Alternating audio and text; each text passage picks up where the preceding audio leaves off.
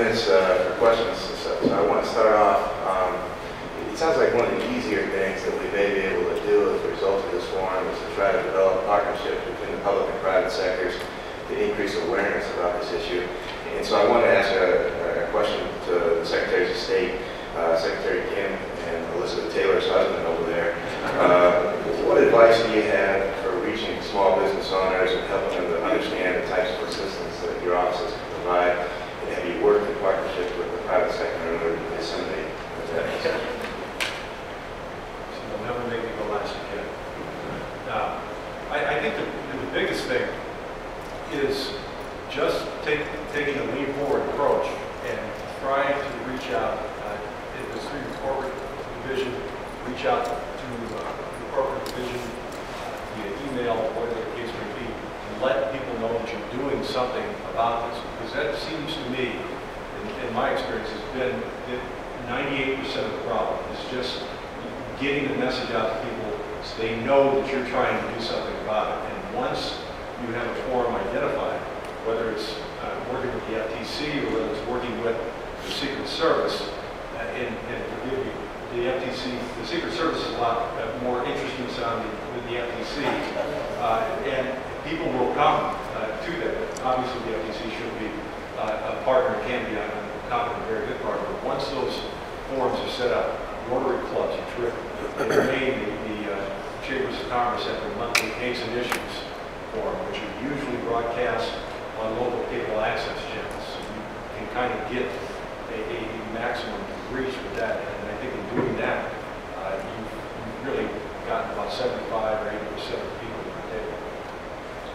Yeah, I think, one of the things that we've been working on, when we rolled out our email notification system, of course, we couldn't hardly get the press to pick up on it, but then when we have an instance that happens, then, we're on the 6 o'clock news, it's a very negative story, and they never really talk about the email notification system. So I think it's, the best thing is just raising awareness, but sometimes that's a hard thing to do unless there is, that bad story out there. So one of the things I was actually thinking about earlier when the last panel was up was, that we probably need to do a better job about trying to have some sort of program where we could reach out to local chambers, maybe do an awareness video that we could actually send out to them that they can provide their membership. And I think also something that we've tried to focus on, we do have our new relationship with the Governor's Consumer Protection Division, which I think is going to really help us to prevent, which is important. But I think also we've got to figure out a cost-effective way for us to, even though we have a lot of these email addresses, we have a hard time now communicating with a lot of our people very quickly. We can do that over a week or a 2-week period, but to send out notification in a matter of hours or even a day sometimes is hard for us to do. From a logistical standpoint, that's something that we're going to have to work on, I think, from our end. As I understand, the FTC does not have any authority directly over enforcement actions, and so it requires partnerships with other law enforcement organizations. Many of the Secretaries of State are in a similar boat, as I alluded to, we're bidding even if we do have our own criminal investigators with that. But what best practices would you recommend in terms of partnering with those agencies so that they can go after these bad actors and prosecute? Well, we actually have a specific division that deals with our criminal liaison unit, and we really encourage criminal prosecutions of a lot of our cases. We do a lot of outreach regionally to the various DA's offices, and like I said, our Consumer Sentinel database, we try to see the trends and actually package some of the complaints and notify law enforcement that there is a problem. We also sometimes can bring a civil action. In some of the cases, I remember years ago, we brought a case for someone who was surfing the web and getting information, and we brought a civil action. It was a 16-year-old kid that was doing a phishing thing from his bedroom. But we brought an action, a civil action against him, and he was ultimately criminally prosecuted by the FBI. So we work with criminal agencies, but we also work with business groups. That's the one most important thing I think also is having good relationships with not only the criminal agencies, the civil agencies, but as well as the business groups. One of the other things I didn't mention is like we have a model letter that consumers can, a model affidavit for consumers and a model letter for businesses. And we try to disseminate that both through our business groups. And, just kind of all collaboratively working together really has worked well for us. As we alluded to, I think one of the tough parts of this issue is coming up with appropriate safeguards that allow us to prevent the bad actors from having access to the system, but at the same time don't pose a real barrier to commerce. On the easier end, notification seems to make a lot of sense. I know a lot of states are working towards that, ours included. Certainly the address verification the Secretary Marshall mentioned seems to be very seamless.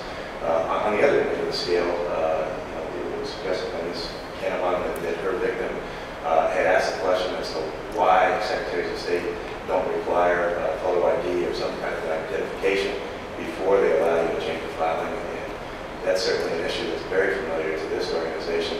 As we talk about the Senator 11 bill and the barriers that would pose to commerce, also the difficulties in verifying whether or not that individual does have the authority to file that document, complex issues dealing with beneficial ownership information and shareholders. And so clearly I think that's going to be a very, very difficult step to try to put in place if that was the direction that states wanted to head. I just wanted to get some thoughts from the panelists as to other ideas as to appropriate safeguards that could be put in place. The FTC has a rule called the red flags that deals with businesses and sets out certain red flags that businesses who are covered by the rule have to look at. Some of the red flags include changes of address for a credit card company, for example. If they see a change of address when somebody puts in a credit card application, like one of those pre-approved ones, they are supposed to notice and do something about it. Same thing, in theory, could be implemented when someone either fills out the registration, some sort of verification process if that was not going to delay the process of registration. If I can just follow on to that too, I think it's one important kind of stakeholder group that we haven't talked about are the legislators themselves who will be crafting responses to what any of us here, if we take in these forums and so forth.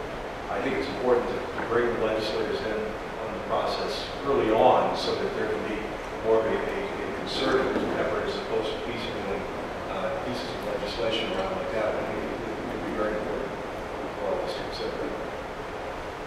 Can I just ask real quick, what process is there between the states as far as a standardized affidavit for registering an identity case?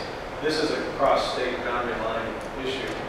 Is there a standardized approach or standardized affidavit that the states can utilize similar to consumer identity theft, but would relate to business identity theft? That's an open question. I don't know what the answer is to that one.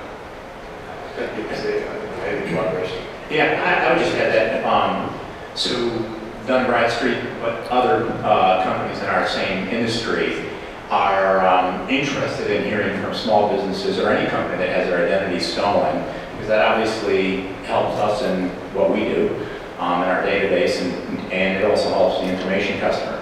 To the degree that some companies, a company gets their identity stolen, we will help that small business get out to its creditors, or at least the creditors that we know of that are making decisions about them coming in through our service, and let them know that the company has been compromised and that they may want to work with the company directly, via the phone, et cetera, for the next couple of months or whatever. So we do that. We put a notice in the company's report and make it available. I think that's one of the things that we do. What we don't do, and I would offer that, I would offer this up to all 50 states, is we are very open to working with you when you find a breach or you find an identity stolen, for us to report that and work with the small business company. And just as a matter of, we have two customers, obviously the remedy customer, but we also, our information customer is just as important to us in terms of making sure that they're whole and that their business thrives and that they're not hurt by misrepresentation or fraud that was related to them. So I guess, what do people think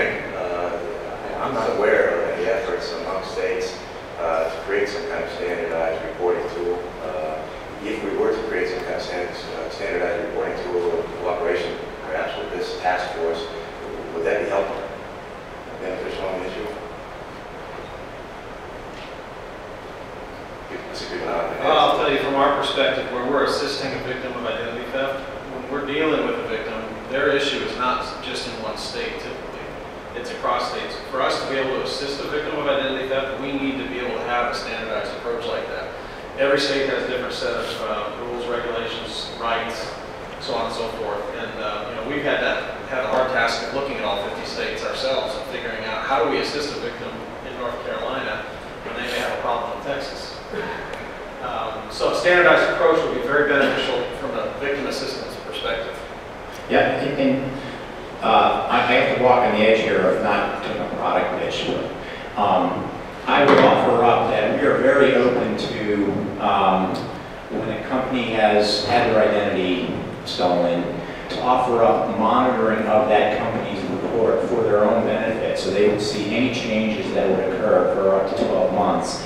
And I have to check the details of it. We do that for free, probably for a year. Now we have to work with another company that does that for us. But just like on the consumer side, you can monitor and understand what's happening with your consumer credit report. We do the same thing on the business side. And at any point, if a company wants to see their DMV report, that's a free service that we provide to them.